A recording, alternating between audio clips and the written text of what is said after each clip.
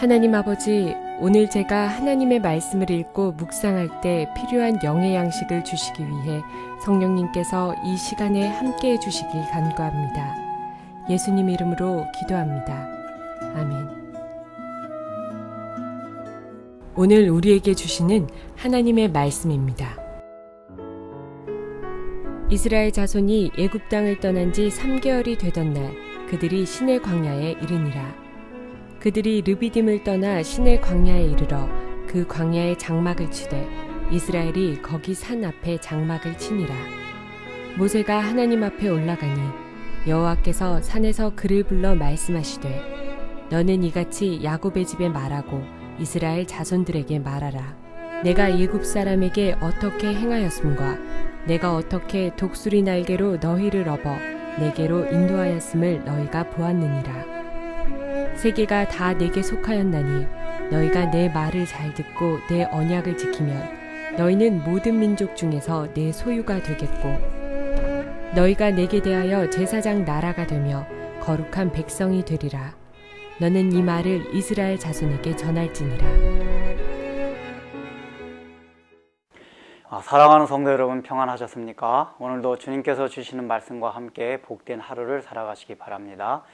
오늘 우리에게 주실 하나님의 말씀은 출애굽기 19장 1절에서 6절 말씀입니다.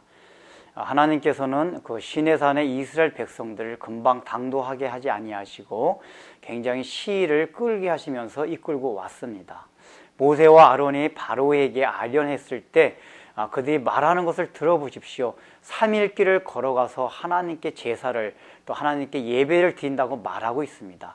즉 장정들이 빠른 걸음으로 오면은 이 시내산까지 3일 길이면 올 수 있다는 얘기입니다. 그런데 실제로는 50일이 돼서 왔습니다. 물론 지난 시간에 말씀드린 바와 같이 이곳에 50일에 대한 영적인 의미가 담겨 있습니다. 그러나 그 영적인 의미뿐만 아니라 실질적으로도 하나님께서는 이스라엘 백성들로 하여금 그런 긴 시간이 필요했던 것입니다.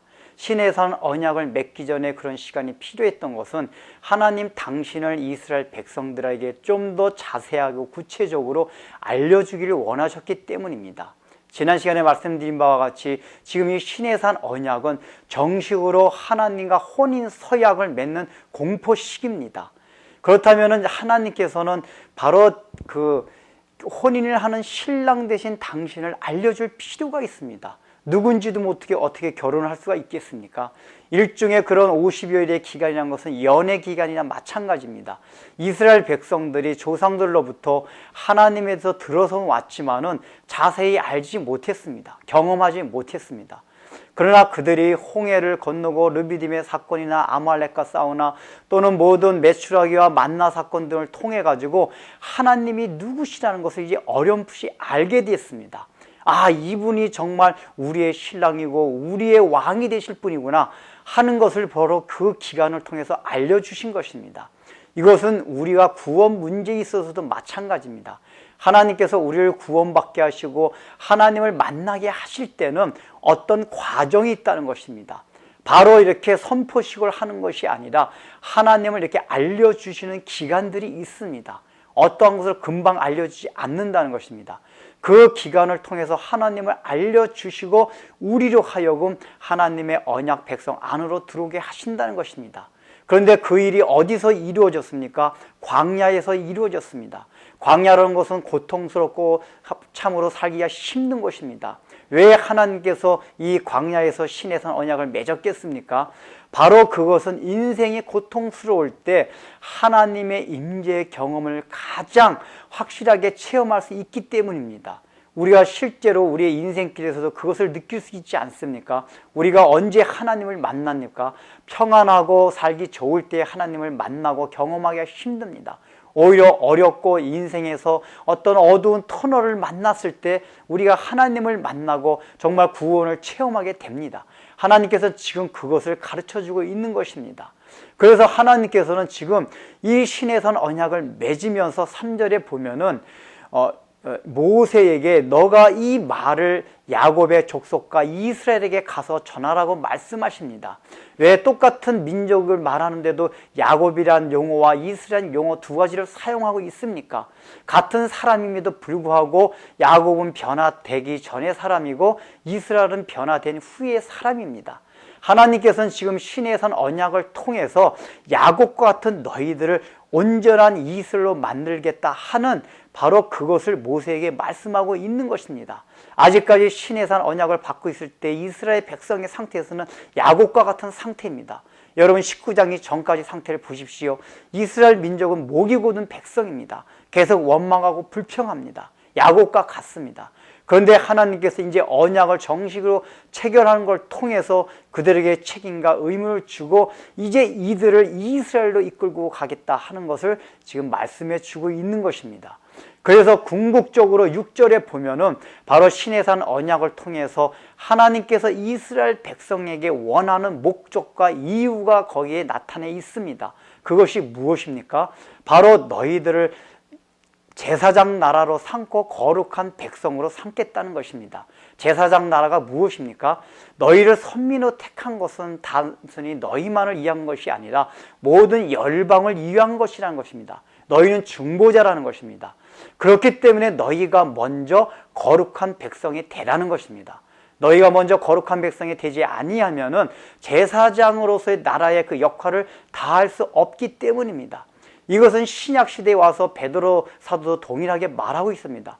베드로전서 2장 9절에서 10절에서 말하고 있습니다. 너희는 택하신 족속이요 왕같은 제사장이요 거룩한 나라여 그의 소유된 백성이니 이는 너희를 어두운 데서 이끌어내어 밝은 기이한 빛으로 인도해내신 바로 그 이의 아름다운 덕을 선포하게 하려 하심이라 라고 말씀하고 있습니다. 이것이 신약시대에 그리스도인들에게 주어진 바로 구원을 받은 목표였습니다.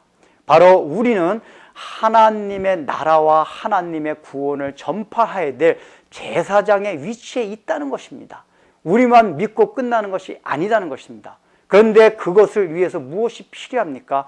우리가 먼저 거룩한 백성, 하나님의 소유된 백성이 되어야 한다는 것입니다. 그렇지 않고서는 하나님의 아름다운 덕을 우리가 전할 수 없기 때문입니다.